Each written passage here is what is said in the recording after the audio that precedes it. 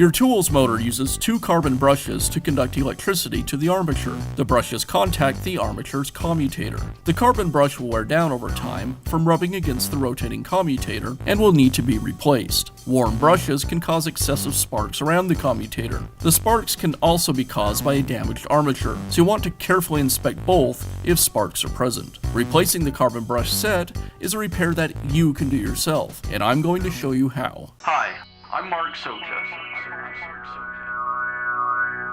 Do-it-yourself repairs like these are easier than you might think. From lawn machines to cordless drills, kitchen mixers, Outdoor grills. our how-to videos walk you through each repair from start to finish.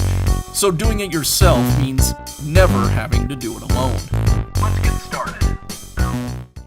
The brushes are located behind the brush caps on the motor. I'll begin by removing the caps. I'll use a screwdriver to remove the brush cap.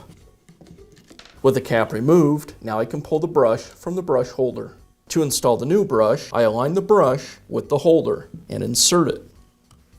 Then I'll place the cap on top of the brush, compressing the spring, and I'll secure it with the screwdriver. Make sure that the threads align on the cap.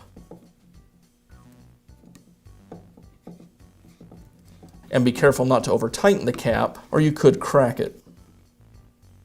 And I repeat this on the second brush.